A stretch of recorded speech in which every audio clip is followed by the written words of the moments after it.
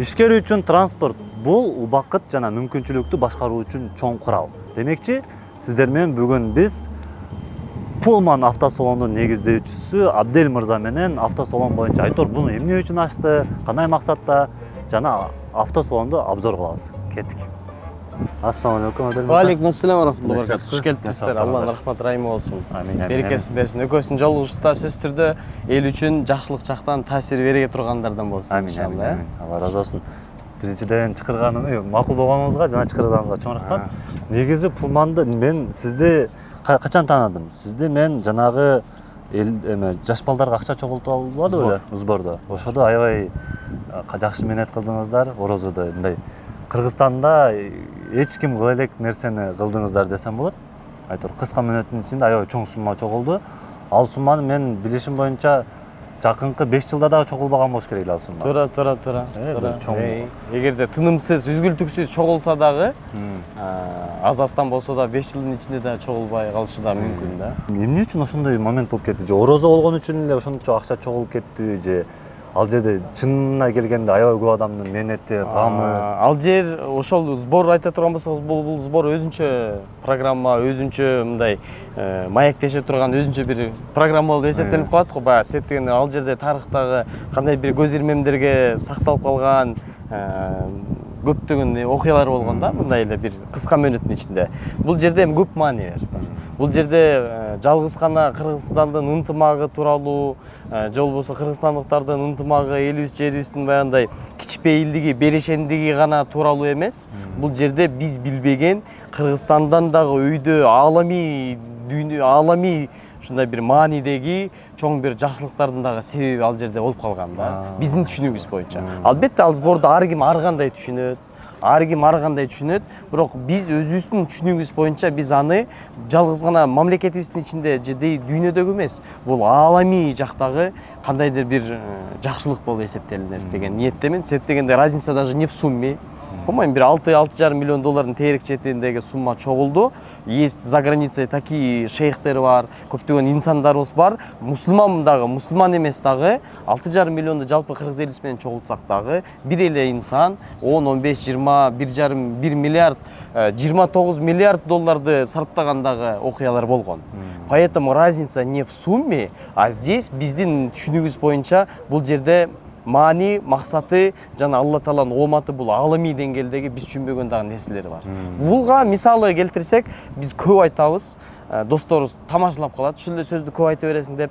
Бул Кыргызстаныбызга, элибизге, жерибизге, мамлекетибизге, жалпы мусулман инсаниятка, өзгөчө мусулман инсанияттын арасынан биздин Кыргызстаныбызга устаздарыбыздын себеби менен, мээнети менен кыргыздарга дүйнөгө диний жактан кандайдыр бир тарката турган, жакшылыкка себепкер боло турган ооматтардын бир бөлүгү деп да эсептесе болот да. Бул өтө терең маанидеги. Муну шашпай отуруп сүйлөшсөк болот, бул өтө терең маанидеги.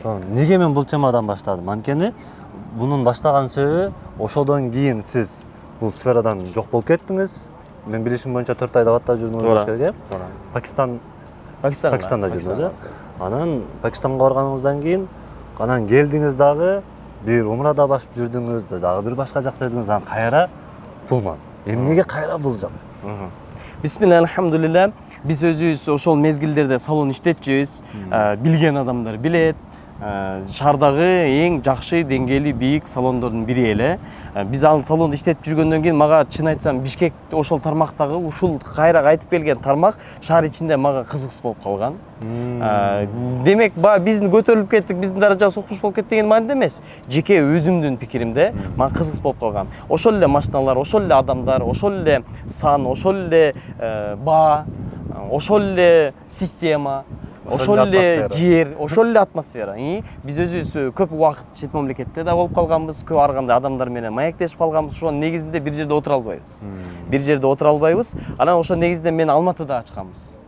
биз Алматыга ачканбыз. Бул жер баягы ошол мааниде кызыксыз болуп кетти. Даражабыз көтөрүлүп кетти, чанып калдык деген мааниде эмес. Өзүбүздүн жеке кызыкчылыгыбыз дагы өсүп өнүгүш максатта Алматыга бар, Алматыда да ачканбыз. И в основном 80% акцент, 80% ударение, 80% сконцентрация меники жашоомдагы, жеке жашоомдагы Алматы болуп калган. Себептен ошол жерден өнүгүү өсүп, ошол жерде бизнес. Себептен бизде Кыргызстандагы бизнесмендердин Алматыда көптөгөн бизнестери дагы бар. Ошол негизде алар менен дагы кандай бир теңелишейин дегендей. Ал убакта да биз мээнеттебиз, ал убакта динебиз, бирок Аллах субхана тааля жалпы инсаниятыбызга, элибизге, жерибизге кандай оомат салгандай эле бизге да ушундай бир сезим салып койгон. Ошонун негизинде биз кайра кайтып келдик, бир-эки адамдар чыгып калды. Ошонун негизинде анан бардык нерсесин таштап туруп Пакистанга кеттик. Анан кайра эми ушул сферага кайтып келгенибиздин дагы өтө чоң сырлары бар. Өтө чоң хикматы бар, даанышмандыгы бар дегенди. Кыска айта турган болсок, биринчи максаттардын бири бул мындай да, бул диний жактан. Диний жактан. Азыркы мезгилде бир нерсе бар. Молдонун айтканын кыл, кылган кылба деген сөз аябай мага тийип калган. Себептен көптөгөн инсандарыбыз ал сөздү тамаша иретинде колдонуп калган. Билмеген менен акырын молдолордун балким таасири же болбосо уккулуктуу, жеткиликтүү сүйлөгөн сыпаттары же болбосо даражасы балким кандайдыр бир коркунучка да калып калышы мүмкүн. Эгерде эл арасында ушундай сөз көп болсо, мага ошол сөз аябай таасир бергенден молдонун айтканын кылыш керек, бирок кылган кылба демек кандай, балким бир жаман нерселерди кылып атат деген негизде да болуп калабы. Биз биринчиден эми молдонун болбосо дагы ошо диний тармакта жүргөн инсандын кылган ишин көрсөтүү максатта. Бул бир. Экинчи максат. Бул жерде азыркы мезгилде Швейцариянын рыногу, башка мамлекеттердин унаа сферасындагы рыноктарын карай турган болсок, ал жерде эч бир кандай машинанын айыбын жашырып коюш, же айтпай коюш, же болбосо не договаривать деген сөз тууралуу ой пикири дагы жок. Мисалы ой жок. Ой пикир жок. Бул өзү система, ушундай система кеткен. Сиздер билесиздер, япондордун менталитетин жакшы билесиз. Немистердин тактыгылыгын мисалы, же болбосо кайсы бир башка мамлекеттин башка сыпаттарын. Ошонун негизинде дагы ошо башка мамлекеттерде машина тууралуу эч кандай айыбын жашыра турган эч кандай бир ой пикир дагы жок. Эмнеге ой пикир жок десе, сиз бурда айтып кеткендей система бар. Система бар. Система мамлекет өзү көп нерсени тарбиялап коет, бир нукка салып коет дегендей. Анан ошонун негизинде ошол система биздин элибизге, жерибизге да жайылып кетсин. Жалгыз гана салондо эмес, жалпы кыргыз элибиз Баткенде болобу, Нарында болобу, кайсы бир булуң бурчунда эки киши бири-бири менен маектешип жатып эле соода тармакты жүргүзүп ийсе, ошол инсан айыбын жашырбай, ачык айтып, машинанын абалын айтып, сата турган деңгээлди молдонун кылганын иретинде көрсөтөлү деген ниет пайда болду. Бул эки. Үчүнчүсү бул мындай. Жалпы соода тармакты Кыргызстаныбыздагы элибиз, жерибизде жалпы соода тармакты ким кандай гана соода менен алектенбесин. Жалпы базар болобу, квартира болобу, чоң крупный соода болобу, кичи соода болобу, адал менен, анан шариаттын негизинде Пайгамбарыбыз Али саллаллаху алейхи вассалам көрсөтүп кеткенде, Хазрат радиаллаху анхумдар ошо сүннөттү кармап кеткенчелик, биз дагы ошондой деңгээлде соода тармакты жүргүзсөкпү деген ниеттин дагы пайда болушунан. Бул 3. Эми төртүнчүсү бизди эл молдолорду деп коелу, же болбосо диний тармакта жүргөн инсандарды деп коелу. Себептен бул жерде жалаң дамылар иштейт, ал тууралуу да мен айтып берем да. Ошонун негизинде практика жүзүндө көрсөтүш керек эле. Максат ошол. Ооз-эки, машалла, рахматуллахи алейхи, Алла жаннаттан кылсын, чубак устасыбыз. Көптөгөн салым кошуп кетти. Бирок андай устастарыбыз бар, алхамдулилля дагы. Бирок эл арасында балким ошончолук ооз-эки жеткизе албасак дагы, балким практика жүзүндө, практика түрүндө, балким жеткизгенге себепкер болобуз деген дагы ниеттер. Это все бири-бирине. Эгерде балким иншалла жакшы ниеттес Алла кабыл кылсын, көптөгөн маани бар бул жерде, ушул ишибизди кабыл кылсын. Бирок эгерде Алла субхана ошол ишти кабыл кылса, жеңилдик болот. Бири-бири менен Алла субхана байлап коет, Алланын жардамы түшөт. Балким ошол иншалла кабыл болуп жатат, бирок азыр жеңилинен жеңили бири-бирине байланыштуу болуп жатат. Алла субхана өзү пикир салып, Аллахым рахмат райым менен ушундай бир жеңилдик жаратып жатат.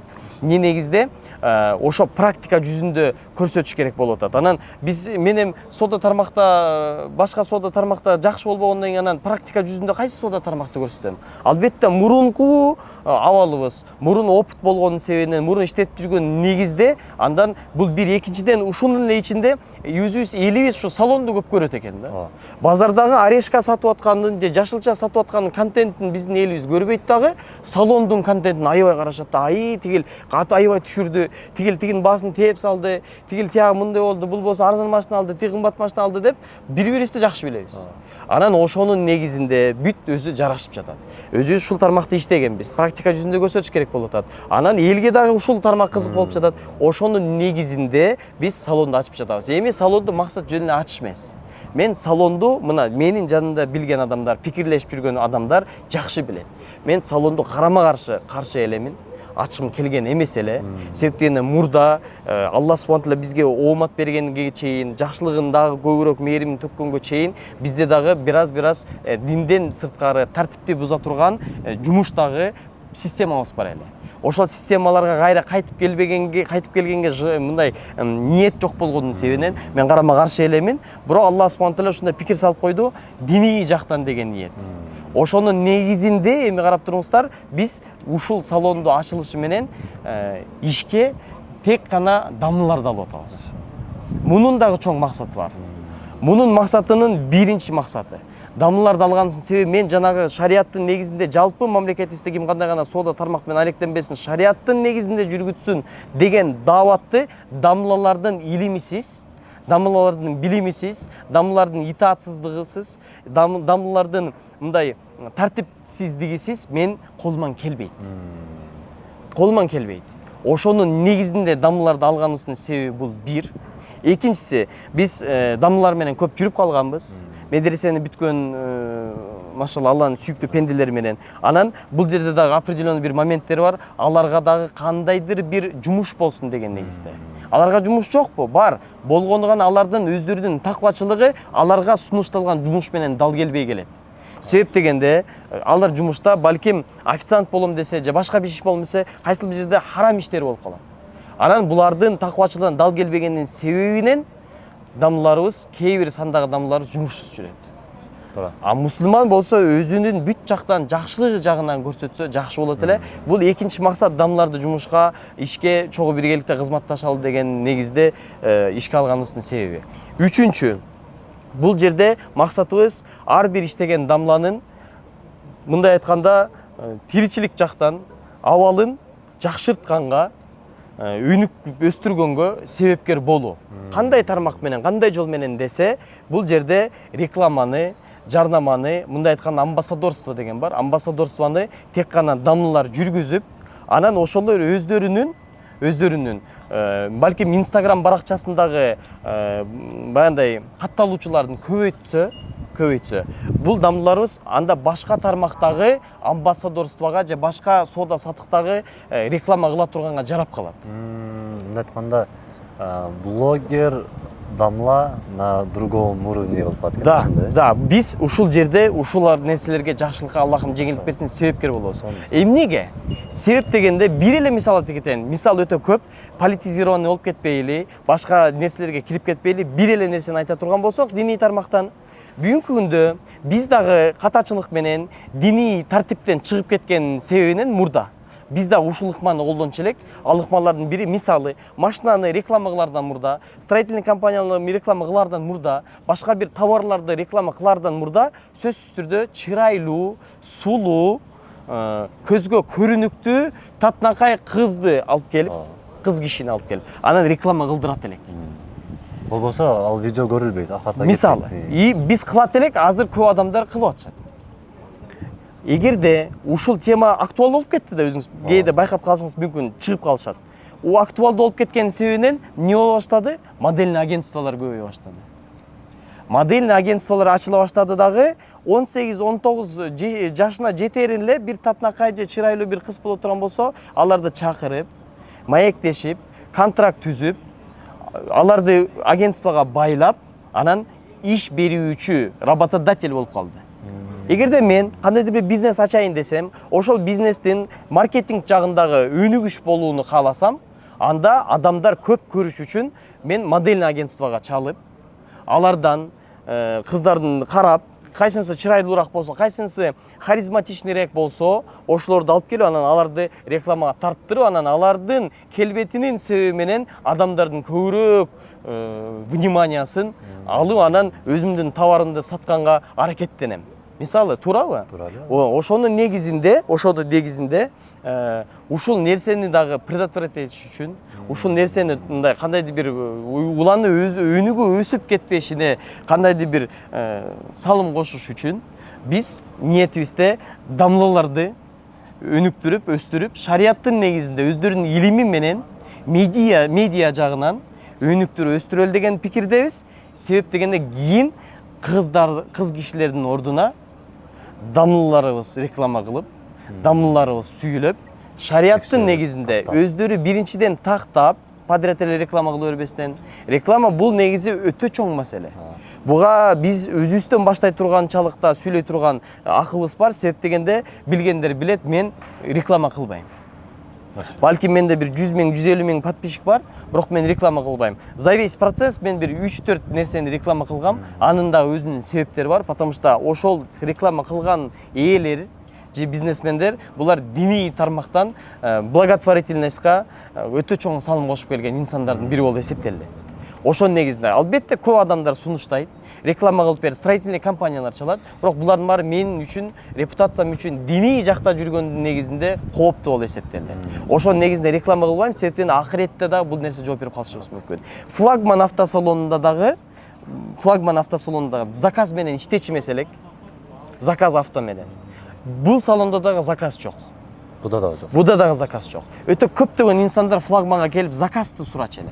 Заказ кылып берели, биз Кореяда адамдарыбыз бар, Америкада адамдарыбыз бар, кыска эле мөөнөттө алып келебиз, гарантия менен алып келебиз, жакшы алып келебиз дешчи эле, иштешели деп. Из-за того, что билчи эле бизде кардарларыбыз көп. Бардыгын отказ берчи элек, жаман көрүнгөн күндөрүм да болгон.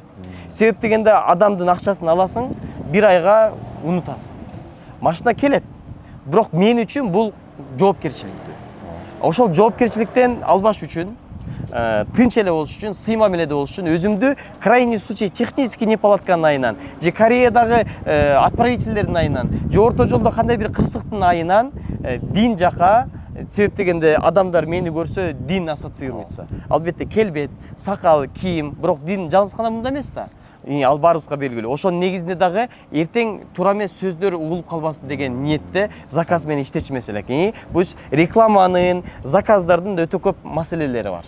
Ал эми ар бир адам өзүнүн ыктыяры, бирок биз өзүбүздүн ыктыярыбыз менен ал нерсе менен алектенбей эле максатыбызды башка жарга буга чейин да бурганбыз, азыр тем более бурганга аракет кылып келебиз. Эми ошонун негизинде ошо дамлылардын жумушка иштешинин себеби ушунда. Алардын илими, тартиби, адамдар менен мамилеси, даават, жакшылыкка чакырганы мисалы. Ошонун негизинде азыр машалла деп дамлылар менен иштеп жатабыз. Эми ушул дамлылардын молдонун кылганын кылып турбай гана көрөлүчү, молдо кандай кылат экен? Өзүбүздөн баштайлы, кандай кадамдарды көрсөтөбүз, кандай кадамдарды таштайбыз, көрсөтүү катары кантип системаны жүргүзөбүз дегенге биздин биринчи системабыз бул машинаны обзорго чыгарардан мурда, элге жардамага чыгарардан мурда, жарыялагандан мурда, рекламага чыгарардан мурда биринчи машинаны текшерүү. Текшерүү. Жок, ал бардык салондарда эле бар го текшерүү. Текшерүү бар, бирок кандай мааниде текшерет? Максимум бизге белгилүү болгондо машинанын боелгонун текшериш. Толщиномер деген. Машина бул бир эле предмет используется, толщиномер. Бизде более 18 предметов наличия используется машинаны текшергенде. 18ден көбүрөөк. Эндоскопия дагы бар. Адам эле кандай бар эле эндоскопияга чөт го, ички боору, өпкөсү, ошондой эле бизде эндоскопия дагы бар. Бизге машина азыр практика негизинде да көрсөтөбүз. Машина келерден мурда биз машинаны сөзсүз түрдө баарын текшеребиз. Ал текшерүүгө конкреттүү түрдө эмне кирет десе, албетте бул боелгону, боелбогону, бул бир. Экинчиден, мындай деген маселе бар. Машинаны толщиномер менен текшерсеңиз боелбогон. Бирок ал анын капоту меселе да. Анын предмети меселе. Капотту текшеребиз, толщиномер алдабайт. Адам алдашы мүмкүн. Толщиномер алдабайт, так көрсөтөт, бирок алдаган жок. өз боелгон эмес. Бирок капот өзүнүкүбү же өзүнүкү эмеспи, бул башка маселе. Себептен заводдо ар бир машинанын өзүнүн штрих коду бар, ошо штрих коду менен краскасынын өңү дагы жазылган. Ошо красканы барып туруп, краскадан барып краска саткандарга барса, штрих кодун сурайт, же вин кодун сурайт, же болбосо крайний случай бак крышканын багын сурайт. Оригиналдуу код менен өзүнүн краскасын чыгарыш үчүн. Анан аны мисалы капот боелгон эмес, бирок ошондой өңдөгү бир заводдо чыккан, бир заводской штрих код менен чыккан өң да, ошол өңдү башка машинанын капотун ордотуп коюшу мүмкүн. Демек эмне болгон? Демек капоту бир нерсе болгон. Же ийилген, же сүзүлгөн, же болбосо чийилген, же үстүнө бир нерсе кулаган. То есть бул бир эле мисалы. Бул кузовдагы өңдүн текшеришинин гана процессине кирет. Экинчи процесс стикерлер деген бар. Ар бир машинанын өзүнүн заводдогу документи бар.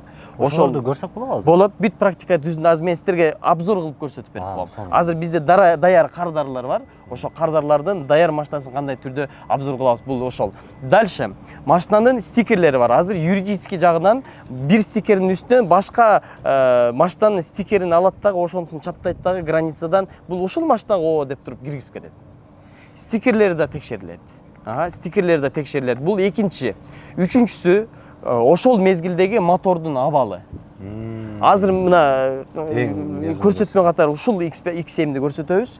Бул жерде технически адам түшүнбөгөн, көрбөгөн нерселер чыгат. Ошибка катары компьютерный диагностика деген бар, анан эндоскопия деген бар. Бул коробканын абалын, мотордун абалын, майдын агышын, акпашын текшерет. Просто мен азыр мотор десеңиз, мен кече жакында бир тааныш байке менен машина алганбыз. Келип калды. Алдык. Бир 2 жумадан кийин мотор кармап калды. Болот. Эми менде азыр мондай да, азыр мен ал байкеге айта албайм да. Мисалы ортодо мамилебиз бар. Текшериш керек эле. Ал деле алдаган эмес да. Алдаган эмес, алда билбейт эле. Ал деле билбейт. Андай жарандар бизде толтура. Кечиресиз, дальше. Подушкалардын атылган, атылбаганы. Сизге белгилүү, атылган подушканы кайра жаңы подушка менен восстанавливать этет. Ошо подушканын атылганы, атылбаганы. Андан сырткары пробегтин түрүлгөнү, түрүлбөгөнү. Кандай билинет аны? Пробегтин түрүлгөнү, түрүлбөгөнү компьютер диагностика аркылуу билсе болот. Мурунку пробегтин кайсы мезгилде түрүлгөнү ошол сакталып калат. Историяда. Мындай айтканда жанагы браузерде, историяда, браузер. Бизде телефондогу, компьютердеги браузер история дегендей эле, унанын дагы историясы бар. Албетте компьютер ойлоп таап туруп, анан историясын ойлоп тапкандар машинаны ойлоп таап историясын таппай койбойт эле да. Сөзсүз түрдө историясына жазылып кетет. Андан сырткары ошо зазорлору, көптөгөн состояниялар бар. Аны мен текшербейм. Себептен ага менин дагы илимим жетпейт. Анан биз өзүбүздүн илимибизге таянып эле биз эле ошол жоопкерчиликти алабыз эмес. Биз буга эл үчүн ачык болсун деп независимый экспертти чакыртканбыз. Ошол независимый эксперт менен биз договор түзүшкөнбүз. Ал бизге кызмат кылып берет. Ошол киши ар бир обзорго келген унааны текшерип, анан биз анын жыйынтыгын угуп, анан обзор тарта баштайбыз. Анан жардамага чыгара баштайбыз. Шейх жана айткандай эле эми ноуп эмеле. Обзорчик кылып бериз. Көрсөтмө катары. Биз сиздер менен обзорго чейин да көрсөтмө катары примерно биздин иш түрүндө, видеого эмес, өзүбүздүн от первого лица процесс кандай жүрүшүн, мисалы бир айта кетсек, клетма койке можно вас? Азыр сиздерге ошо бизге келген кардарлардын бири унасын көрсөтөбүз. Ушул унааны кантип обзор кылып тартабыз, эмнелер айтылат бул обзордун ичинде деп. Мисалы, бул Тилекмат байке. Бул болсо биз үчүн независимый эксперт. Өзү 2 жылдан ашык ушул тармакта жүрөт. Бул Хазраттын да өзүнүн ниеттери бар эле. Адамдарга ачык айкын сооп катары иш табайын деп. Анан ошонун негизинде адамдар ачык айкын текшерип, адамдар мындай билип алгандан алсын деген кызматын өтөп келет. Алла субхана таала бизди да байлап койду. Ошонун негизинде мисалы бул Тилекмат байке жаңы эле бул X7 G07 кузовундагы BMW үлгүсүндөгү унааны текшерди. Технически. Ошонун негизинде биз мисалы келебиз дагы сурайбыз. Азырынча бизде технический открытие, азыркы мезгилде үйрөнүү жолунда технический открытие болот. Андан открытие болгондон кийин биз өзүбүз кагаз түрүндө машинанын диагнозун чыгарып беребиз. Мисалы бүгүнкү күнгө ушундай машина үлгүсүндө келди, технический осмотр болунду, обнаружено пробег түрүлгөн, боёгу, эшиги сырдалган, подушкасы, оң крылосу аткан, мисалы технический жагынан требуется вот это вложение, ошибкасы показывает на дистроник, тигинси мунусуну көрсөтөт деп общий кагаз түрүндө диагноз менен көрсөтүп, Анан ошон машина эгерде уна бияка салонго токтотом десе, ошо кагаз менен сатабыз. Эгерде жөн эле обзорго реклама тарттырып кетсе, ал кагазды беребиз. Ошол кагаздын негизинде обзор кылып тартабыз. Анан ал кетсе ошо кагаз менен кошо карматабыз да. Ошол бул технический открытие болуп атат. Ошонун негизинде мисалы силерге көрсөтмө катары, мисалы сизге суроо. Жаңы эле бул текшерилди. Ошибка на ванус да. Ошибка на ванус. Техника жагынан кандай эмелер чыкты, мисалы? Бул жактан текшердик. Мындай моменттер чыкты да. Мисалы үчүн коробкаларда фрикцион СД деп ичинде бөлүнөт. Анан бир фрикционда бир аз давление эме болуп тур, бирок азыркы состояниясы, мисалы үчүн текшерип атканда азыркы состояниясы бул жакшы эле, бирок убакыт өткөн сайын бул кийин барып бир аз коробка спинок бериши мүмкүн да. Анан мотордун текшердик, моторун текшергенде ванустан ошибка берип атат, бирок ошол ванустун берген ошибкасы бул жерде да эки момент бар да. Майданда болушу мүмкүн, и ванустун өзү уже износ болуп калган болушу мүмкүн. Ошол себептен ушундай эмелер бар. Мунун баарын карап текшерип бул жакка айтып беребиз. Анан бардыгы адал түрүндө ачык минус болсо. Сиз машиналардын врач экенсиз да? Врач. Ошондой айтса болот. Врач болуп эсептейт. Эми карап туруңуздар. Бул жер өтө тонкий нерсе. Бул BMW. Бул BMW тонкий нерсе. Бул BMW өзү ушундай уна дайым жакшы бир мындай бир белек берип туруш керек. Карап туруш керек. Дайым чогуу барып бир жерге процедура өтүп туруш керек. Капризный эмес. Бизде понятие ушундай түшүнүк болуп калган, капризный деген. Капризный эмес, BMW-ларды капризный деп айтыш оор, хотя көбү капризный деп айтышат. Бул BMW өзү ушундай уна, бул сизге кандайдыр бир өзүнчө айдаган мезгилдеги рахат тартуулайт. А сиз ошол тартуулаган рахатка кандайдыр бир мындай себептерин кылып турушуңуз керек. Обмен кылып. Мисалы, барып процедурага алып барышыңыз керек, моторун, эндоскопия, жүрөгүн, ден соолугун. Мисалы, кайсы бир адамды жакшы көрсөк, ден соолугуң жакшыбы дейбиз. Апабыз, апа, ден соолугуңуз жакшыбы дейбиз. Балам кичине мындай болуп десе, апа, жүрүңүз больницага алып баралы дейбиз. Туурабы? Жакшы көргөн себебинен. Бул BMW-дагы чыгарган инсандар ушунчалык өзүнүн товарына даават берип салган дүйнөгө. Бүгүнкү күндө биз ал дааватты угуп алып, барыбыз BMW алып жүрөбүз. Анан BMW-ны алсак дагы жанагынчалык жакшы көрүүскө даяр болуш. Больница бирден болсо эле жүр больница алып барайын демек, BMW-ны эмнеге алып барайын? Жүр эмеге алып барайын. СТО-го, станцияга алып барайын. Технический обслуживание көрсөтөйүн деп. Бул өзү ошондой жаралган. Ошого жараша дагы бул ошончо рахат тартуулайт. Муну ушинтип чечмелесек болот. Анан ошонун негизинде демек BMW дайым бир нерсени талап кылып турат. Дайым талап кылып турат. Кээ бирлерибиздин кандай капризный деп көрүнүзбү? Капризный десек, аял кишилер жакшы укпайт. Почему? Я не капризная дейт. Ошондой сыяктуу эле, я не капризная, я требовательная дейт. Либо я дарю тебе любовь дейт. Бул BMW-нын түрү дагы ошондой сыяктуу болуп эсептелет. Эми муну жанагы күлүк аттарга да салыштырса туура болот. Күлүк аттарга да салыштырсак туура болот. Азыркы биздин атыбыз болуп атпайбы? Анан күлүк аттарды билесиздерби, кандай таптап, кандай карашат? Жөнөкөй мисалы үчүн арык казчу, талага айдалчу аттарга мындай жөн эле аркандап коет да, чөпкөч. Ал эми тапталып, улакка чагылчу аттарды жем берип, убактысында бастырыш керек, караш керек, өтө семирип кетпеш керек.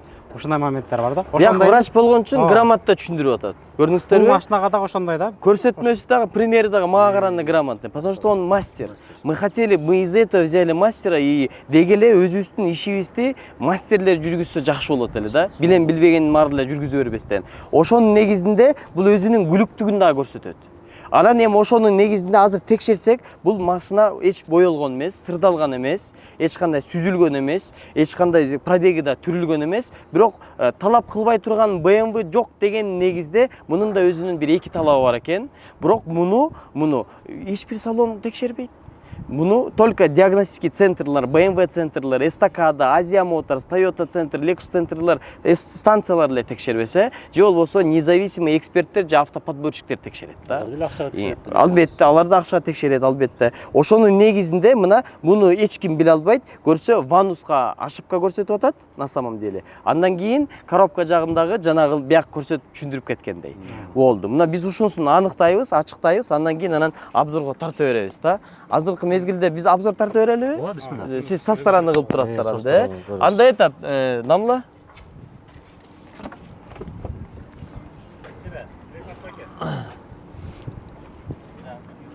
Короче, азыр биз Абдел мырзаны боецтер клеткага кирет го. Ошондой эле өзүнүн клеткасына кирип атат. Бисмилля, алхамдулилля, урматтуу жамаат, бизге Pullman автосалонго албетте экспертизадан текшерилип, анан жардамага чыга турган кийинки BMW үлгүсүндөгү унаа болуп эсептелинет. Бул BMW X7 G07 кузовундагы мен жакшы көргөн ак түздөгү M50i комплектациясындагы унаа болуп эсептелинет. Жылы 2020 жылкы, мунун пробеги 107 000 миль. Албетте бул биринчиден алдын ала экспертизадан өтүп, анан толук кандуу ачык айкын маалымат менен сиздерге жардамага жарыяланат. Биринчи, бул лазерный оптика, өзү обвесте, ак түздөгү, эч кандай боелгон эмес, сырдалган эмес. Биз мунун бардыгын текшердик. Идеал деген сөзгө жакын болуш үчүн бир гана айыптары кузов боюнча бул ушундай сколдор болуп эсептелинет. Ошол негизинде кымбат машина алып калсаңыздар, сөзсүз түрдө зона рискасын бронепленка кылышыңыздар керек. Бронепленка кылсаңыздар, кийин ушундай сколдордон алыс болосуздар. Бул сырдалган эмес, урулган эмес, эч кандай кордукту көрбөгөндөй состояниеда абалындагы BMW X7 G07 кузовунда 2020 жылкы M50i, демек 4-4 бензиновый турбодвигатель болуп кетет. Кандай эле тышы ак болсо дагы, ичи да ак кожада, бул өзүнчө талапкерлери бар болот. Мунун атаманкалары менен сиденьялар, подогрев сидений, электрическая регулировка сидений, өзүнүн пробегин карай турган болсок 104 000 миль, муну километрге айлансак болжол түрдө 164 000 километрден жогору болуп эсептелинет. Бул BMW-лер үчүн мындай айтканда средний статистикадан өйдөкү жүргөн абалдагы унаа болуп эсептелинет. Спорт, комфорт, эко-режим езда, адаптивный круиз, система автохолда, система дистроника, система старт и стоп, система антизаноса, система электрического ручного тормоза, система помощи при спуске с горы, дополнительные функции, опциялар менен, система охладителя, подстаканника, обставка вот таким вот обшита деревом, идет КПП хрусталь Сваровский болуп эсептелинет. Андан сырткары система Sky Lounge бар, черный потолок, алькантара с панорамной крышей, проекция на лобовое стекло, мультируль, контроль полосы, курсовая устойчивость, голосовое управление, подогрев сидений, руля М, обшитый руль, система переключения режима движения водителем. Андан сырткары дополнительная опция, электрическая регулировка руля, көптөгөн опциялары бар. Камера на 360 кругового обзора, акустика премиального класса Bauer Wilkins, если только накладкалары болбосо эле. В общем, чистый, аккуратный, сиздердин өзүңүздөр көрө тургандай, с наименьшим количеством трещин на сидений, жакшы абалда көрүнүштө кийинки унаа сатыкка жардамага чыгып жатат. Третий ряд сидений, задние капитанские сидения, бизнес-класстагы сидения, 3 монитора, система Bauer Wilkins, еще раз шторки по бокам, система процесса регулирования шторок и панорамы с помощью кнопок заднего пассажирского сидения. То есть ушунун бардыгы бүт опцияларга, функцияларга кирет. Ушундай 22 диаметрдагы Pirelli континенталь резинада болот. Бул M50i, демек мунун объему 4-4 турбированный бензиновый двигатель. И еще и мунун X-Drive 50i дегендер да бар, M50i дегени жогору болуп бааланат. Дистроники, партроники, мониторинги слепых и мертвых зон, Pirelli резина. В данный момент технический жагын эсептей турган болсок, технический жагында баягындай талап айыгы жок BMW деген аз болот деген негизде идеал дегенге салыштырсак, естественно, бул жерде вануска ошибкасын көрсөтүп жатат. Требуется замена, ошибка показывает на ванус. Андан сырткары фрикцион. Фрикцион дегенге ошибка муну көп эле түшүнө бербейт. Себеп дегенде биз болсо көнүп калганбыз. Краскасы, салону, жылын и так далее. Фрикцион дегени азыркы мезгилде состояниясынын фрикциондук абалы жакшы, эч кандай ошибка көрсөтпөйт. Бирок эксперттин жыйынтыгы боюнча мындай айтсак, бир аз убакыттан кийин, бул машина айдалгандан кийин возможно порядке ошол нерсени жасатышка туура келет. Же болбосо коробка жагына кандайдыр бир мандем пайда болуп калышына чоң ыктымал деген негиздеги анализ менен экспертизадан өтүп, анан жардамага чыгарылып жаткан кийинки BMW унаасы үлгүсүндөгү унаа Pullman автосалон аркылуу сиздер үчүн жардамага сатыкка чыгып жатат. Мисалы вот такой обзор. Да, то есть мы стараемся в то же время дать понять, что ошибкалар болсо, мы обязательно в порядке айыптарын айтабыз. И в то же время стараемся донести адамдарга, что 80, 70, 60, азыр кичине көбөйүп калды, мурда көп эле, азыр азайып калды. 65-70% шаардагы машиналардын бардыгы айыбы менен боелгон, 30% унаалардын пробегтери түрүлгөн, ну и так далее, да. Бирок өзүңүз билгендей, Кыргызстанда мисалы азыр автосалондар аябай көбөйүп кетти. И ушул автосалон бизнеси канчалык реалдуу, эмне эле доход алып келеби же жөнөкөй эле балким ортосунда кандайдыр бир схемалар бардыр. Көпчүлүгү просто мен суроонда концепт кылайын, айтканым көпчүлүгү ачып атат. Иштегендер иштеп кетип атат. Көбү кайра эле жабылып калат да. Балким ортолорунда бир кандай бир система барбы же реалдуулукта кандай бизнес? Негизи туура айтасыз, акыркы бир 3 жыл болуп калды. Акыркы 3 жыл ичинде ошо автосалон менен, унаа менен алектен өтө актуалдуу болуп баратат. Мунун өзүнүн көптөгөн ушундай бир ички системалар дагы бар. Мисалы азыркы мезгилде салон өтө көп. Болжол түрдө бир 150 салондун терекчети биздин маалыматыбызга былтыр бар эле. Азыр кийин карабай эле калдык, кызыксыз болуп калган. 150 терекчетин автосалон бар эле, бирок чындыгында мындай кирешени таба тургандары өтө саналуу эле. Анан бул автосалон сферасы дагы өтө терең. Бизде шаарда 25 жылдан бери иштеген автосалондор бар. 25 жылдан бери өзүнүн кардарларынын арасында эч кандай аброюн, даражасын түшүрбөгөн салондор дагы бар. Мисалы, медиага чыкпаган автосалондор бар. Интернетке чыкпаган, пропаганда кылынбаган, реклама кылынбаган автосалондор бар. Өздөрүнүн кардарлары менен көп жылдан бери иштешкен автосалондор бар. Анан официалдуу автосалондор бар. Lexus центр, Toyota центр дегендей. Аябай алардын ошо адамдарга болгон кызмат жагын баалап кетмекчимин да. Тейлөөсүн баалап кетмекчимин. Мага жакшы тааныштуу адамдар алар. Жакшы адамдар, пользуюсь моментом учур менен пайдаланып, мактап кетмекчимин. Ыраазычылыгымды билдирип кетмекчимин, мисалы. Анан ушундай мындай айткандагы кандай тийип калат, мен өзүмдүн деңгээлимдеги көчөнүн автосалону деп айтмакмын. Өзүмдүн эле ушул салонду деле, мисалы. Баягында дилерлер бар официальный, кепилдик бере турган автосалондор бар. Анан ушундай эле бир участок тапса, ээси менен сүйлөшүп арендага алып эле ача берген автосалондор дагы бар. Бул көп ачылганы дагы жакшы. Жаман эмес. Жаман жагы бар, бирок мында жакшы жака мындай жиликтеп жакшы жака жоруп койсо, жакшы жактары да бар. Себеп дегенде көп сандагы ачылат дагы, бара-бара көп сандан сапатка өтөт. Сандан сапатка болот, өнүгүшкө, өсүшкө өтөт. Ошонун негизинде бара-бара баягы биздин атабыз советтердин адамы анан Капстран деген бир жакшы сөзү бар эле да. Кайра-кайра эле ушул сөздөрдү айтып берет. Ай балам, ай ал ушундай, ал система бири-бирин жемей, жейт бири-бирин депчи, мисалы тамашалап кетсек. Ошонун негизинде дагы ал иш жүзүндө дагы көрсөтүп атат. Бири-бирин жемей дагы салондор бар, мисалы. Бири-бирине кандайдыр бир конкуренция создавать эткен салондор бар, мисалы салондордун арасында. Жакшы ниетте иштеген салондор бар, өркүндө өскөн салондор бар. Ар түрдүү салондор бар. Ошолордун саналуу салондору гана мында жакшы киреше табышат. Көпчүлүгү таппайт. Себеп дегенде бул жерде айланып тегерен кайра шариаттын дагы смыслдары, маанилери бар. Берекелүү табышы мүмкүн, көп табышы мүмкүн, берекеси табышы мүмкүн, аз табышы мүмкүн, берекелүү табышы мүмкүн.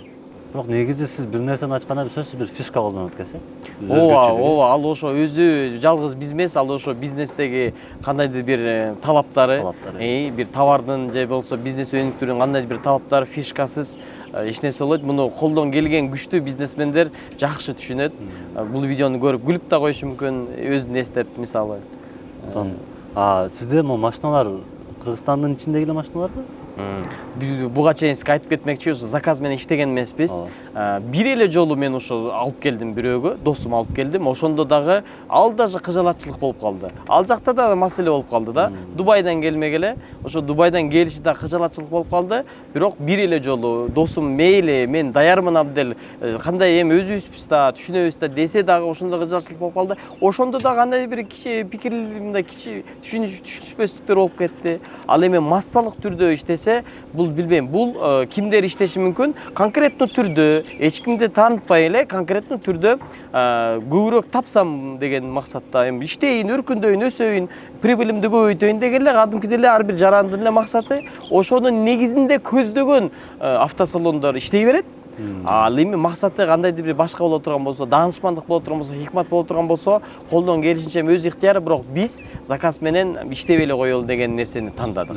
Ошонун негизинде Кыргызстандын эле унаалары ушул эле жерге келип сатылган унаалар. Себеп дегенде биздин максатыбыз жанагыл, бизге келген унаалар текшерилип, анан эл арасында 1 жыл, 2 жыл мөөнөттүн ичинде ошо тазаланыбы, тазаланбайбы, эң негизгиси адамдар айыбы жок, өзү текшерип, анан сата турганчалык, алган киши дагы айыбын билип, анан ала тургандай кылып койсо, ошол эле максат.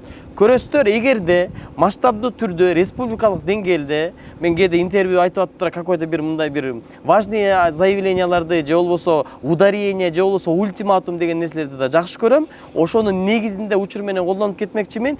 1 жыл болобу, 5 жыл болобу, эгерде биз машина түрүндө толук кандуу ушул тармакка жетсек, я готов сию минуту закрыть этот автосалон. Сию минуту я готов закрыть. Ушул жапканга мен даярмын. Максат иншалла ошол, Аллахым ошого жеңилдик берсин. Мен ушунун үстүнө аракетимди көрө берем деген ниеттемин иншалла. Сон негизи ийгилик жөнүндө сөзсүз түрдө мал жан убакытты курбанчылыктын аркасынан келет. Сизге суроо, сиз негизи кандай үй бүлөдөн төрөлгөнсүз? Айтор мисалы Илон Масктын ата-энеси миллиардер болгон үчүн өзү миллиардер да? Ооба. Сиздерде кандай? Ооба. Меники бир аз башкача. Бизде мындай айтканда коллаборация болуп кеткен үй бүлөбүздө. Ачык айтканда биздин апабыз өмүр бою 18 жаштан азыр алхамдулилла Алла субхана таала өмүрүнө береке берсин. Жашы улгайган болсо дагы мамлекет тараптан пенсияга кетирилбестен өтө баалуу кызматкер катары жашы бир топ болсо дагы азыркыга чейин кызмат өтөп келет. Мамлекет жумушта. Коллаборация деген тамашанын негизи атабыз болсо, калп айтпасам 7-8 класстын образованиясы менен калп айтпасам да, бир 7-8 класстын образованиясы өтө тентек өскөн, бизнеске да аралашкан, жеке ишке да аралашкан, мындай айтканда тентек жашоо менен өскөн инсан болуп эсептейбиз. Апабыз болсо тартип менен, тарбия менен 18 жаштан баштап алхамдулилла азыр бир топ эле возрастка жетип калды. Азыр дагы мамлекет тараптан өтө мындай баалуу кадр деп коет. Баалуу кадр катары мамлекетте өмүр бою иштеп келет. Бизде болсо коллаборация болгон негизинде бизде эки жак тең бар. Тентек жагыбыз да бар. Бизде мектептеги өскөн, мен менен чогуу биргеликте класста окуган, мектепте окуган балдардын бардыгы билет болуш керек. Биз аябай тентек өскөнбүз. Ошондо да мында кенен өскөнбүз, жетиштүү өскөнбүз. Ошол эле мезгилде мама апабыз жактан тартип, адам болгон мамиле жактан дагы тарбия болуп турган да. Эки жактан тең. Тентек кылайын десең, тияк токтотуп коет.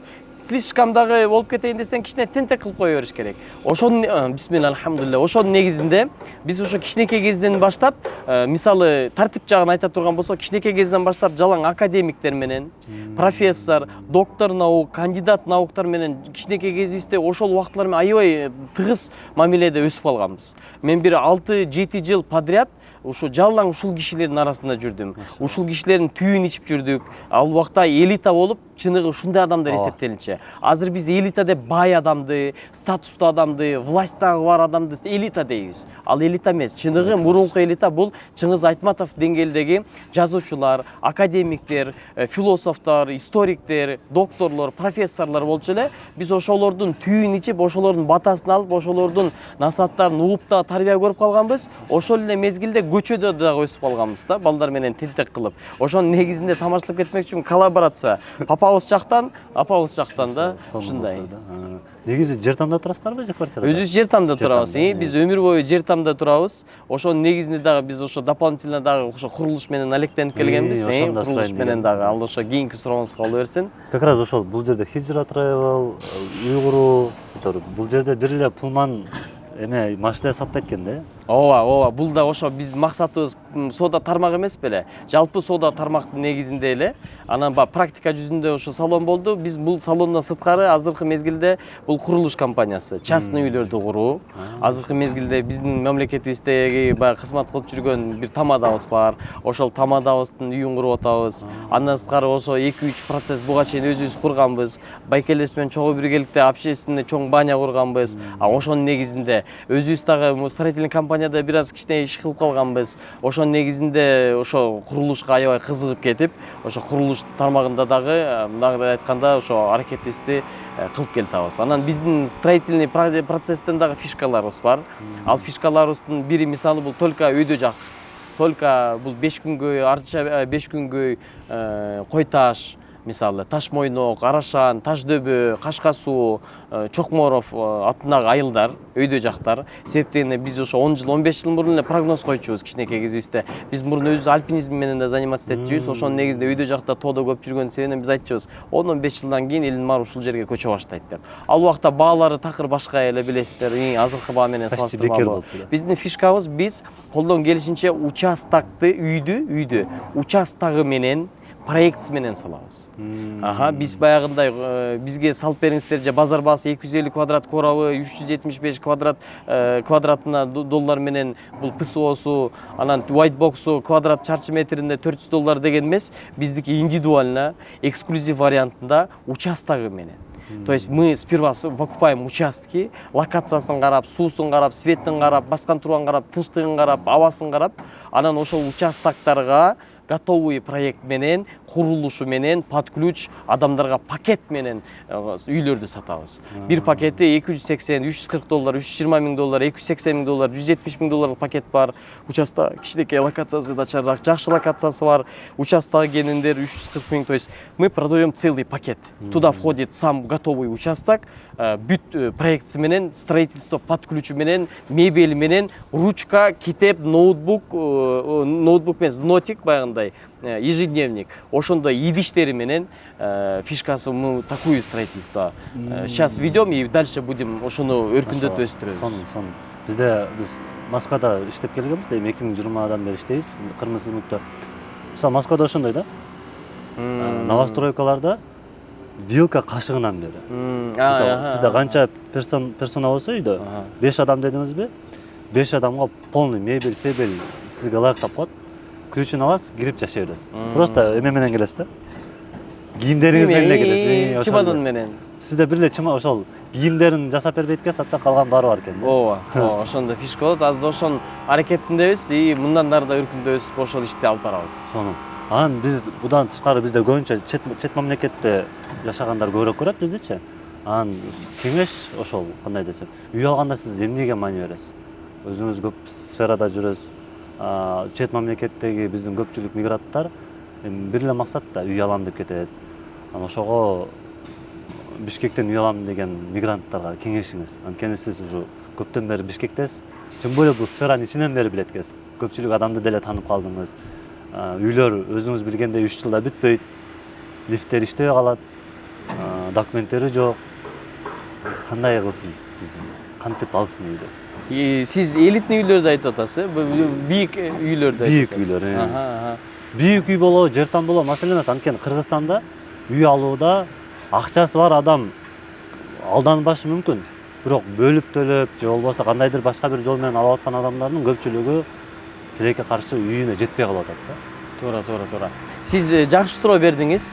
Ар бир нерсе баягы деңгээлге жараша, эгерде ошондой бөлүп төлөй турган варианты бар түрдү да, мисалы мигранттардын дагы талабы дагы ар түрдүү. Ошол талабына жараша бул суроого бир жооп бериш оор. Анан ар биринин мүмкүнчүлүгүнө жараша, мындай ыңгайсыздыгына, үнөмдүүлүгүнө жараша. Анан эң негизгиси айланып келе турган болсок, мен азыр баягы өзүмдүн атыман биздин кардарларыбызга дал ушу могул компания болсун же болбосо ушундай үйлөр болсун деп айтышмага мен үчүн оор, мен үчүн оор. Себеп дегенде өзгөчө бөлүп төлөө жагы дагы мен үчүн оор. Себеп дегенде биринчиден биз мени мындай канааттандырганчалык илимдүү устаздын же дамланын иликтөөсүнөн өткөн мурабаха жагынан же болбосо ыңгайлуу жагынан, процентовка жагынан өткөн определенный бир үйлөр мен үчүн мындай айтсак жок. Себеп дегенде жок десе эле такыр жок эмес, жок дегенди белгилебейт. Болгону гана мен бул нерсени өзүм изилдеген эмесмин. Көптөө изилдеген эмесмин. Бул нерсе менен азырынча кездеше элекпиз.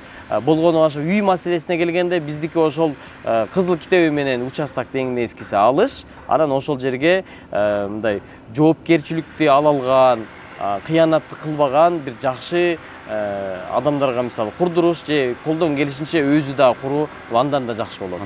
Биз ошонун негизинде эгерде мен азыр биякты бир аз бир ирет кылып алсам, строительствого толук кандуу кирише баштайбыз. Азыр да жүрүп атат, бирок толук кандуу кирише баштайбыз деген маанисинде биз керек болсо со временем ушу строительный курстарды дагы ачмакпыз да.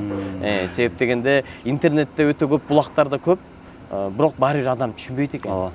Билет экен, фундаментке мисалы баланча арматураны колдонуш керек экен, ширinaсын мындай кылыш керек экен билет, бирок иш жүзүнө келгенде совсем башка. Ошону практикалык көрсөтмө катары, практикалык баягындай негизде ошону дагы айланып мындай өркүндөтүп өстүрүүгө деген. Мисалы 5 күнгөйгө башкача строение менен курасың, допустим, тети Дордойго башкача. Туура. Анткени ал жери башка. Туура. Тетиги кара жыгачтык болсо совсем башкача. мен изилдеген боюнча ошол көк жар кара жыгачтарда көбүнчө шагылдуу новостройкага ошол ыңгайлуу экен да. А Бешкүнгөй билбейм, ага жашоо үчүн вообще сонун район өзү. Анан дагы так, сиздин илимиңизге сусап турган жаштарга кандай кеңешиңиздер бар эң башкысы? Анткени сизди чын-чынына көп жаштар көрөт. Анткени могу религияда жүргөндөрдүн да көпчүлүгү мисалы эмне да азыр диндар бизнесмендер деле аз да. Ошон үчүн үлгү катары ошолордун арасында сиз барсыз. Эми сиз жаштарга кандай кеңеш берет элесиз? Кандай направление алсын, же болбосо азыр өзүңүз билгендей эле жаштарда выгорание деген сөз мода. Кайсы бир жашты жумушка чакырсаңыз, зарплата канча, ал опыт, сопыт, бир башка баалуулуктар да.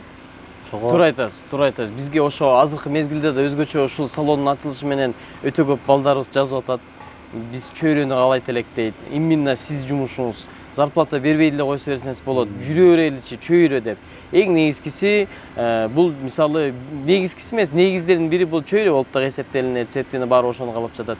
Эми бул жерде ар бир индивидуально, албетте баягы стандартный качестволор бар. Ал деген чыдамкай болсун, мисалы мындай ал деген мындай бир айткандан кайтпаган, истикомат деген сөз бар. Постоянствоны мындай такайлыкты, такай дайымчылык, дайым болсун, такай болсун деген сөздөр бар го кыргызча. Истикомат, постоянствоны кармансın, ошондой сыпаттар бар. Мисалы ошолордун баардыгы эле дал келе берет. Туура келе берет жаштарга как насаат катары. Бирок ар бир предпринимательдин же ар бир ийгиликке жеткен инсандын өзгөчө диндар инсандын өзүнүн принциптери дагы болот. Бул принциптерөө тууралуу Алла Таала экөө гана билет. Анан ошонун негизде менин оюм боюнча мен көчө эле ушул нерсени өзүмдөн өзүм ойлонуп аттым эле. Эң негизгиси кандай учур болбосун, мындай Алла субханаху таалага дайым Аллага кайрылган сыпат болсо, мен үчүн бул мындай да сурооңуз мисалы экиге да бөлүнүп кетет да. Сиз жумушка алганга адамдардын кандай сыпаты болсун деген суроо бар. Же болбосо ийгиликке жеткендин кандай сыпат, ийгиликке жетиш үчүн кандай сыпаттуу болсун жаштар дей турган сурооңуздар болсо, ушу ийгиликке жетиш үчүн албетте тырышыш керек. Баягында кыргызча ушу терминдерин унутуп калып атам. Мындай орусча деле керек. Он должен быть баягындай непоколебимым да. Непоколебимым, неотступаемым. Бир нерсени карманды до конца ошого аракеттенген, мисалы. Анан албетте пунктуальный адамдар менен тилди дагы мындай таап кеткен сыпаттардын баары кирет. Бирок именно индивидуально дагы бир өзүнчө болот да. Алла Таала индивидуально кандай бир сыпат үчүн да жакшы көрүп ийгиликке жеткизип коюшу мүмкүн. Мен үчүн өзүмдүн көчө эле ушул нерсени ойлонуп кеттим эле. Эң негизи кандай болбосун дайым Алла Таалага жамандыкта да, жакшылыкта да, ийгиликте дагы, ийгиликсиздикте дагы туура эмес болуп калды жумушуңуз, же ийгиликтүү болуп кетти, же бирөөнүн алдында иштеп атасыз, андан тирүү болуп калдыңыз, же андан мактоо болуп калдыңыз. Кандай жашоодогу жумушуңузда учур болбосун, дайым Аллага кайрылып, Алла менен кеңешип, Алла менен мына байланыша турган эгерде сыпат адамда боло турган болуп, жана Алланы колдонуп жүргөн болсо, анда ошол сыпат мисалы түрдө мени ошол ийгиликке жеткизип баратат акырын-акырындан. Вот так я бы сказал бы. Здесь ушундай нерселер бар. Аны билет, ошону колдонгон, өзгөчөлүктөрү бар адамдар муну билет. Эң негизи кандай гана ситуация болбосун, мен дайым өзүмдү дагы мындай эсептейм да, бүгүн эмне кылдың депчи. Анан дайым келет, бүгүн тетигил жерден туура эмес сүйлөп койдуң, тиги кишиге мындай мамиле кылып койдуң окшойт депчи. Намазды эстейсиң, первую очередь, намаздан баары окулдубу деп. Анан бирөөгө жамандык жеткизген жокмун десе, ошолорду эстей баштайсың. Эсеп да. Күнүнө өзүбүздөн эсеп кылсак, бул дагы өтө чоң сыпат, пайда бере турган сыпат. Адамдын күндөн күнүнө өсүшүнө сыпат, себептен бул сыпатты в основном көбүнчө ошо Хазрат Умар радиаллаху анху колдончу эле, билесиздер, күнүнө өзүн таяк менен таманына урчу эле да. Эй Умар, сен эмне кылдың деп өзүнөн өзү эсеп алчу эле. Вот ушул нерсе, наверное, пунктуальность, развитие, күнүнө китеп окуп коймой, күнүнө бар 2 рекет намаз окуп коймой, күнүнө мисалы бир нерселер бар, көп эле колдонот. Но вот это сыпатты, мындай айтканда, аз адам колдонот болуш керек, эсеп кылсапчы. Бүгүн эмне кылдың, канча адамга жакшылык кылдың, канча адамды таарынтпадың, мисалы да ошондой нерселерди, мындай таарынтып алган жоксуңбу бир адамды эсеп кылсап. Эми ушунун баардыгы бара-бара, мунун баардыгы жанагыл нерсеге барып такалып атат да, меникичи. Алла Таала менен болгон мамиле да. Күнүнө үйдөн кетип баратамбы, жумушта кетип баратамбы, көчөдө өтөдө кетип баратам бир мезгилде ушу мындай Алла Таалага кайрылып анан мындай Алла Таала менен өзүнчө эсептешмей болуп атат да. Мындай айткандачы. Эсептешмей дегеним, я Алла деп кечирим суранбай, Алла мени туура эмес кылып атам, баары эле жакшы кылып атамбы, бул ишим мындай болуп атат, кандай болду экен деп общий бир процесс. Бул ошо Алла Таала менен маектешүү, баарлашуу, Алла Таала менен мындай айтканда сырларды айтып, даттанып, же болбосо мындай шүгүр айтып деген нерселер биргире турган, мисалы ушундай такой ответ да бул жолу. Сонун, машалла, Алла разы болсун. Негизи сиздин бир күнүңүз кандай өтөт? Сиз постоянно ошол жердесизби же башка жактарда да жүрөсүзбү? Бисмилла, алхамдулилля. Мындай Алла субхан тааlanын өмүрүнө берекесин берсин деген ушундай бир каалоо тилектер бар, дуалар бар. Ошонун негизинин мааниси дагы ушундай болот. Жашоодо көп нерсеге жетишүү. Кээ бир алымдар бар, пешим намазынан асты намазына чейин Куранды хатым кылып койгон алымдар бар болгон, элестетиңиздер. Бул мындай айтканда акылга сыйбаган нерсе. Бирок кимдин жашоосуна Алла субхан таала береке берип койсо, ал убактысын кыска мындай мөөнөтүн чоюп коет да, убактысын чоюп коет. Убакыттын, мүнөттүн, секундасынын өтүшүн чоюп коет да. Кыска мөөнөттүн ичинде көптөгөн иштерге жетишип калат да. Ошонун негизинде ошого да амал кылганга аракет кылабыз. Ошонун негизинде Алла субхан таала өзү негизи адамды мындай резина кылып койгон да. Адам чоюло берет. Мурунку олимпиадада биринчи орунду алгандын результаты менен азыркы ошол результат азыркыга такаса даже топ 10-ке кирбей калат. Же болбосо азыр олимпиада медалды алган адамдын результатын мурунку олимпиадага салыштырса, ага такыр мындай өмүрүмдө жетпейм дегенчелик адам чоюлуп атат. Адамдын көп нерсеси, адам уйкудан дагы чоюлса болот, тамактан дагы чоюлса болот, иштен дагы чоюлса болот. Ошонун иретинде биз ошо колдон келишинче бир баланс кармаганга аракет кылабыз. Өзүбүз негизи эртең менен багымдаттан кийин турабыз. Багымдаттан тургандан кийин биз деген мисалы дароо эле ошо өзүбүздүн ишибизге киришебиз. Бизде ар кандай график, биз встречалар көп болот. Биз эми өтө деле мисалы эме эмеспиз, адам эмеспиз, бирок Алла субхан таала өзү ушундай кылып койгон да. Көп адамдар менен баарлашабыз, көп адамдар менен жолугушабыз. В основном өйдө жакта. Өйдө жакта ошо Арашанда стройка. Эртең менен 2 күндө бир, эртең менен ошо барабыз. Багымдаттан кийин эртең менен эрте барып, анан ошо стройкага барабыз. Строительдер бар. Строительдер менен баарлашып, кеңешип, примерно пландарды коюп, бүгүнкү кыла турган закуптарды текшерип, анан ошо закуптарга заявкаларды подавать эте баштайбыз. Андан тышкары өйдө жакта ошо 3 участок бар. Ошол участок бар, ошол процессте азыр планировка болот. Мисалы да топосъемкасын чийдиртип, ага проект кылдырмай, ошол процесстер. Анан негизи убакыт өзүндө өтөт. Болгону гана акыркы где-то болжол түрдө акыркы 1 жума 5 күндөн 1 жума болуп калды. Мындай айтканда күнүбүздүн көп убактысы ушул жерде өтүп атат. Себеп деген азыркы мезгилде дамларды үйрөтүш керек. Негизи өзүбүздө ошо стройка, өйдө жакка бармай, анан стройкадан келип туруп бияка келмей, биякта стройканы кармай, анан аңгычакты бизде ошо умра компаниянын эмелерин сүйлөшмөй, ошо менен убакыт өтүп кетет. Андан кийин строительный процессти кайра маркетинг жагын сүйлөшмөй, андан кийин суу тармагы бар, суу дагы чыгарганга аракет кылып жүрөбүз. Пойман бизде сууларыбыз бар эле, түгөнүп калыптыр бул жерде, складта да, подвалда. Ошол суу процесстерин аңгычакты бир экөө менен кайра жолукмай, ошентип эле анан грубо говоря намаздар орто жолдо, жолугуштар, ошентип эле күн өтүшү ошол.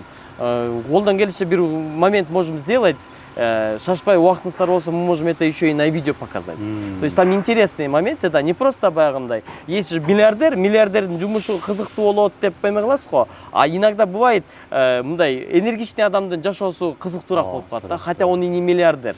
Миллиардердики кызыктуу болот. Офисине барат экенбиз, офисинде 1000 адам турат. Мисалы, ошолорду текшерет, а иногда бывает такое. Поэтому, если будет возможность, мы всегда готовы. Өйдө жактагы учакта, там отдельная программа. Өйдө жактагы жерлер тууралуу мы могли бы рассказать. Общая планировка, Бишкектин өзүбүздүн видениябыз жактан өнүгүшү кандай болушу мүмкүн, много тем. Өйдө жактагы тоонун маселеси, абанын маселеси, адамдарды мындай тоого чакыргыла, ат минсин, кымыз ичсин деген толтура маселелер. Анда мындай кылайлы, жана сиз айттыңыз го, вызов таштаганды жакшы көрөм депчи. Ушул видео 100 000 просмотр алса, анда Арашанды жана сизден бир күн и өйдө жакты бир тартайлы. Сон болот. Анан биздин көрүүчүлөргө бир аз каалоо тилегиңиз. Кандай болду бүгүнкү күнү? Бисмилла, алхамдулилля. Машалла, ошо дайым дуа кылып келебиз. Элибизге, жерибизге, негизи бийликтеги адамдарга дагы, ажообузга дагы Алла субхан таала машалла бардыгыбызга жеңилдик берсин. Алланын оматы болсун, жакшылыктар болсун, элибизге, жерибизге тынчтылыгы болсун. Алланын хидаяты, афияты, истикоматы, кабылияты болсун. хайфазаты болсун, Алла Тааланын жеңилдиктери болсун. Алла Субхана Тааланын ишибизге ийгилик берсин, жеңилдик берсин. Ой максаттарыбызга, тилеген тилектерибизге, ниеттерибизге, кыялдарыбызга Алла Субхана жеңилдик менен жеткизсин. Алла Субхана Тааланын жакшылыгы болсун, жаман сөздөрдөн, жаман көздөрдөн сактасын, бири-бирибизге душманчылыктан сактасын, бири-бирибизге сый-урматта, кадыр-баракка ээ кылып жүрө берсин, ар бирөөбүзгө сүрү берсин, сыры берсин, сый берсин. Машалла, сый-урматта жүрөлү Алла Субхана Таала Пайгамбар алейхиссалам сүннөтүн тирилтип, башка адамдарга да тирилишине да себепкер болуп турган инсандардан кылалы. Элибиз, жерибиз тынчтыкта бакубат жашоодо бактылуу карлык берип, өмүрүбүзгө берекесин берип, Алла Субхана Тааланын сүйүктүү пенделеринен бололу. Эң негизгиси бизди жакшы чоңдогон жакшылыктар күтүп жатат. Дүйнөлүк деңгээлде мамлекетибиз устаздарынын себеби менен, мамлекет башчыларыбыздын жардамы менен, элибиздин мээнети менен, дамларыбыздын илими менен дүйнөгө дин тарката турган эпицентр катары болсун деген ниеттемин. Иншалла жакшылык жагынан, дин тарката турган жагынан, сүннөттү жайылта турган жагынан, Алланын сөздөрүн тарката турган жагынан иншалла ошону Алла Субхана кабыл кылып, ар бирөөбүзгө жакшылыгын берип, ар бирөөбүзгө ушундай жеңилдигин берсин, иншалла. Амин. Амин. Сон